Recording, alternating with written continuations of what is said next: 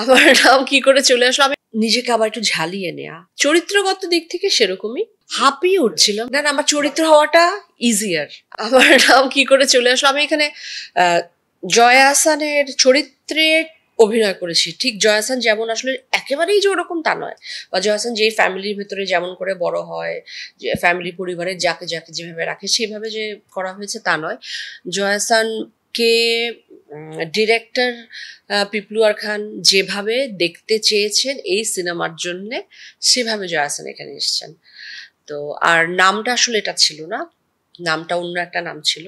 যখন এইটার ভ্রূণের জন্ম হয় আর কি, মানে এই সিনেমাটার যখন একেবারেই গর্ভে থাকে তখন একটা 2 লাইনার ছিল। তারপর হয়ে গেল এটা একটা 2 পৃষ্ঠার একটা গল্প।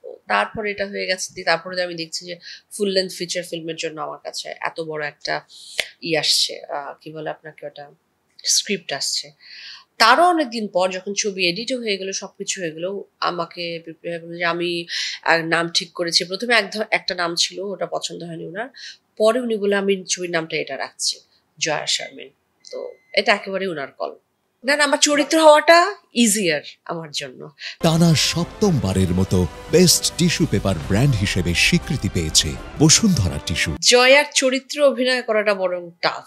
কারণ কি জানেন, আমরা যখন অভিনয় করি আসলে আমরা নিজেরাই অনেক সময় আমাদের আইডেন্টিটি হারিয়ে ফেলি। এত চরিত্র করি, এত লেয়ার্স, আমি যে আসলে মানুষটা কেমন আমি কিন্তু ঠিক বলতে পারবো না আসলে, বা বুঝে উঠতে পারি না, অনেক সময় হারিয়ে ফেলি। এটা আমাদের সব আর্টিস্টরা এই ক্রাইসিসে পড়ে।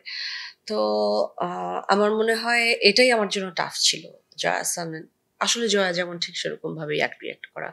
আমি চেষ্টা করেছি, আপনারা একটু দেখেন জয়ার চরিত্রে আমি কেমন অভিনয় করেছি। চরিত্রগত দিক থেকে সেরকমই, কিন্তু ধরেন বাড়ির আশেপাশে বা বাড়িটা অথবা আমার বাড়িতে তো আরো মানুষজন আছে, তাদেরকে আপনি রিয়েল লাইফ দেখতে পাবেন না, তো জয়াকে আপনি দেখতে পাবেন রিয়েল লাইফ। ঝুঁকি অবশ্যই ছিল। প্রথমত ঝুঁকি, বাড়িতে আমার মা রয়েছেন, অন্য ফ্যামিলি মেম্বারদের উপরে আমাদের সবার নিজের একটা দায়িত্ব রয়েছে, কমিটমেন্ট রয়েছে, সেটাকে এনশিওর করা যে তারা যেন নিরাপত্তায় থাকেন। দ্বিতীয় হলো তখন পিক কোভিডে শুট করা বা খুব ক্লোজ প্রক্সিমিটিতে আসা, সেটা একটা টাফ ব্যাপার।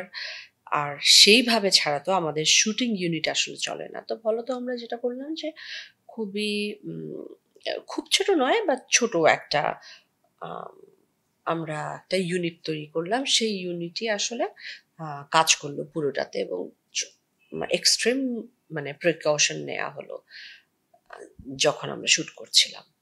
তো সেরকম করে, এবং আমরা যা যা শুট করছিলাম সবাই আমরা একসাথে থেকেছিলাম, একই জায়গায় থেকেছিলাম, কেউ শুট করে বাড়িতে যায়নি।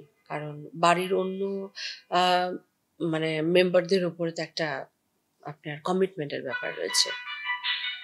হাঁপিয়ে উঠছিলাম না, আবার তখন হলো যে আমরা সবাই তো আসলে কাজ করতে পারছিলাম না, আমাদের মেন্টাল হেলথের প্রবলেম হচ্ছিল। আমাদের কাজ না করতে করতে আমরা নিজেদেরকে অকেজো ভাবছিলাম। আর আমি অভিনয় করি, মানে অভিনয়টা বন্ধ হয়ে গেছিল অনেক দিনের জন্য।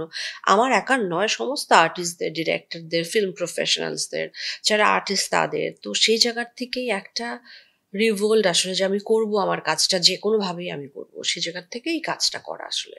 নিজেকে আবার একটু ঝালিয়ে নেয়া, নিজেকে বিশ্বাস দেয়া যে আমি এই কাজটার ভেতর, আমি একটা কাজের ভেতর আছি, আমার কাজ বন্ধ হয়ে যায়নি।